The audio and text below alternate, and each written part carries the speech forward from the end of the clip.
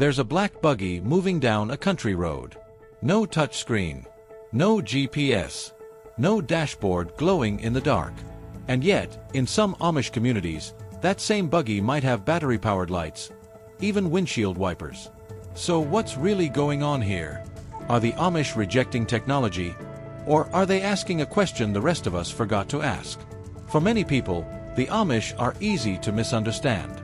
From the outside, they can look like a community frozen in time, as if they simply stopped somewhere in the 19th century and never moved again.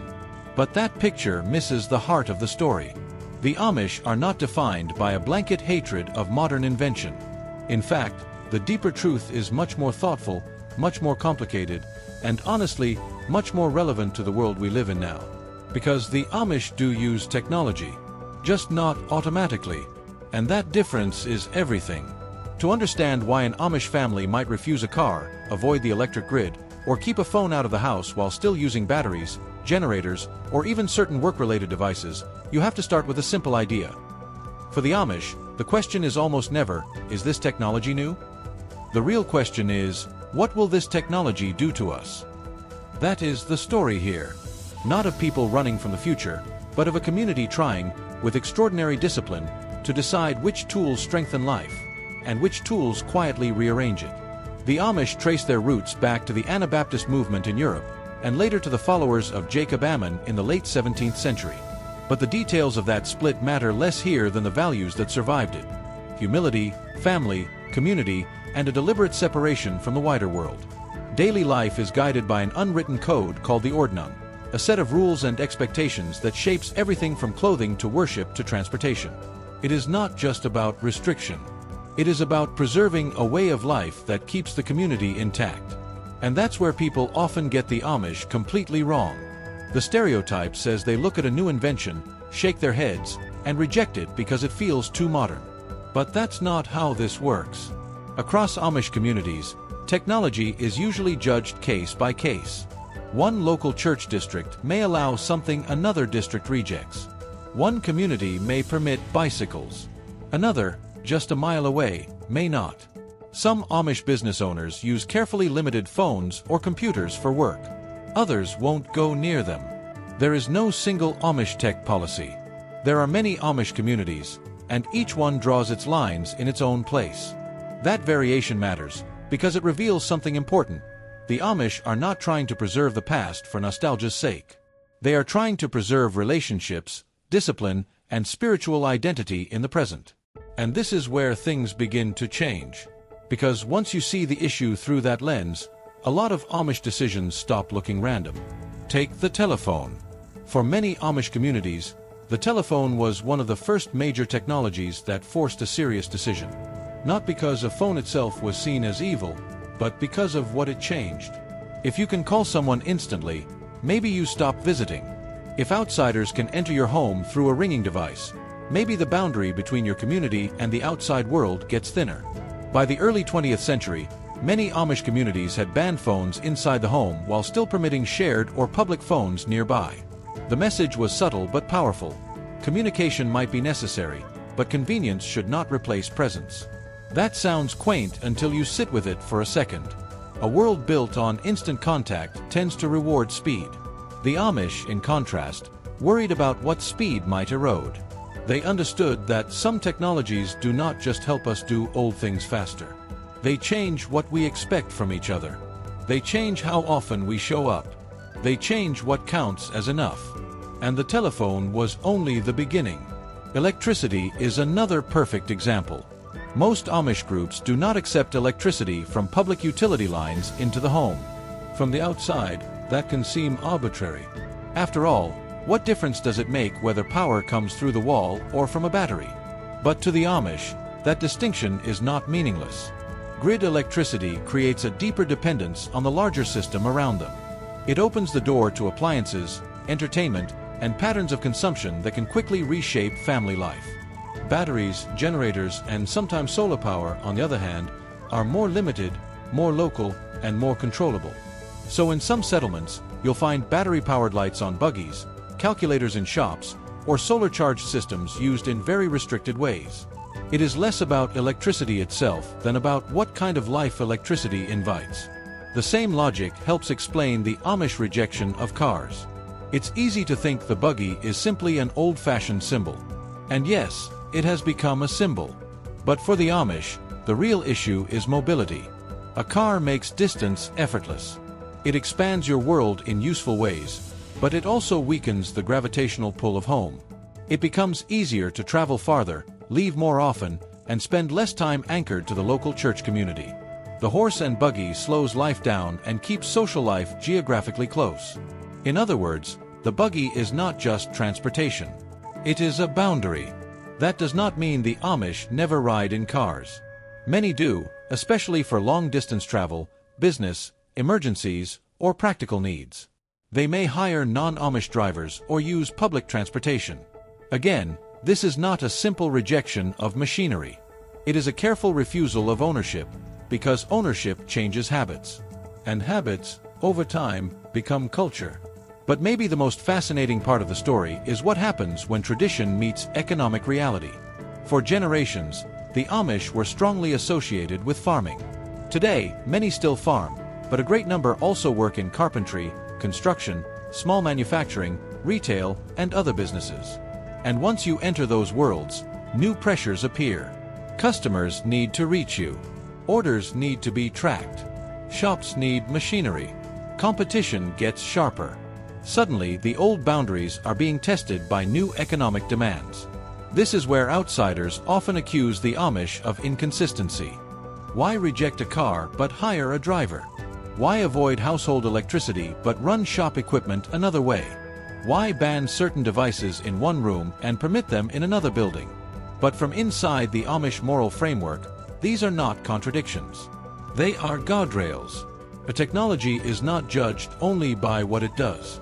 It is judged by where it sits, who controls it, and what patterns it encourages. A phone in the home may be one thing. A phone in a shared booth or office may be another. A computer used for unrestricted entertainment would be unacceptable in many communities, but a tightly limited machine used for bookkeeping or design in a separate workspace may be treated differently. Sometimes these compromises look awkward. Sometimes they look ingenious. But either way, they reveal a community trying very hard to keep tools in service of values, instead of letting values bend around tools. And honestly, that is much harder than simple rejection. Anyone can say yes to everything. Anyone can say no to everything. The difficult path is selective acceptance. To pause. To test. To wait and see what a tool does to family rhythms, church authority, business life, and neighborly dependence. Before we go further, it's worth naming another Amish idea that helps explain all this: Gelassenheit. It's a German term often described as yieldedness, humility, or submission. Not in the sense of weakness, but in the sense of giving up the constant urge to place the self at the center. In Amish life, that means the individual does not get the final word on everything. Personal preference is deliberately restrained for the sake of the community. And once you understand that, Amish technology decisions make a lot more sense. The modern world tends to ask, what do I want? Amish discernment begins closer to, what kind of people are we becoming together? That principle is why the process itself matters so much. According to scholars who study Amish life, new technologies are often introduced slowly, from the ground up. People may experiment cautiously. Church leaders and community members observe the effects. Then rules are clarified. In other words, the decision is rarely about novelty alone. It is about consequences over time. Does this strengthen family? Does it encourage pride? Does it pull people toward individualism? Does it make the community more fragile? Those questions may sound old-fashioned, but they are surprisingly sharp. And the answers are not always simple. In some cases, the Amish adopt workarounds so creative that they've become famous for them. Hydraulic machinery, pneumatic tools, propane-powered equipment, diesel generators, refrigerated tanks for milk, solar panels used in very limited ways. Some businesses even use stripped-down computers or carefully controlled digital systems with internet access restricted or outsourced. Researchers and journalists have described this as a kind of Amish hacking, not because the Amish are secretly trying to become mainstream, but because they are constantly redesigning tools to fit a moral world that modern technology was never built to respect. What makes this even more interesting is that the Amish are not only protecting themselves from distraction, they are also protecting a social structure. If a machine replaces shared labor too completely, that matters. If a device makes young people less dependent on parents, church, or neighbors, that matters. If a form of entertainment introduces outside values directly into the home, that matters. This is one reason televisions, radios, and unrestricted personal computers have often been rejected outright in many Amish groups. These devices are seen not merely as neutral appliances, but as cultural pipelines, carrying the assumptions of the outside world straight into the center of family life. And yet, it would be a mistake to romanticize any of this. The Amish are not living in some perfect anti-tech utopia. Their choices come with trade-offs: slower travel, harder labor, economic pressure, internal disagreements, young people navigating a world that is increasingly digital, business owners trying to survive without being absorbed, different communities drawing different lines and sometimes revising them. This is not a museum exhibit. It is an ongoing negotiation. That may be the most important point of all. The Amish are not people who solved technology forever. They are people who turned technology into a moral question and never stopped asking it. That alone sets them apart. Because in most of modern life, technology arrives with an almost automatic authority. Faster is better. Newer is better. More connected is better. More efficient is better. We often argue about how to use a tool only after it has already changed us. The Amish reverse that sequence. They ask the hard question first. How will this change us? Not how much time will it save. Not how impressive is it. Not how popular is it. Not whether everyone else already has it. How will this change us? And once you hear the question that way, the Amish stop being a curiosity on the side of modern life. They become a mirror held up to it. Because most of us have never really been invited to decide which technologies belong in our lives and which ones do not. We inherit them. We adapt to them. We normalize them. We build our days around them, and only later notice what disappeared in the process. Silence, patience, local dependence, unscheduled visits, boredom, focus, maybe even a certain kind of freedom. The Amish do not reject every tool. They reject surrender. They are trying, however imperfectly, to remain the kind of community that can still say no. And in a world where almost every system is designed to make refusal harder, that may be one of the most radical things about them. So no, the Amish are not simply afraid of technology. They are skeptical of any technology that quietly teaches people to live differently than they believe they should. That is why one invention may be rejected while another is modified.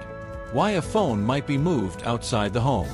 Why power might come from a battery instead of a utility line. Why a buggy can have safety lights but a family still refuses a car.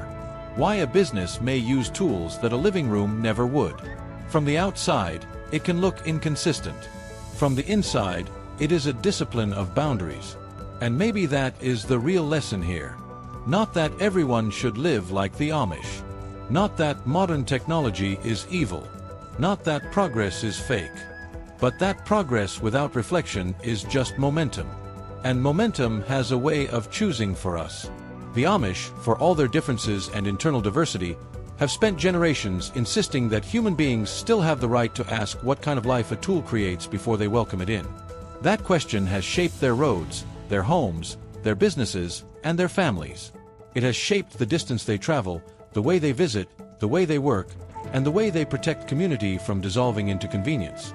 And in a century defined by constant updates, maybe that question matters more than ever. If this story changed the way you think about technology, progress, or the hidden cost of convenience, let me know in the comments. And if you want more calm, deeply researched documentaries like this one, subscribe and stay with us for the next video.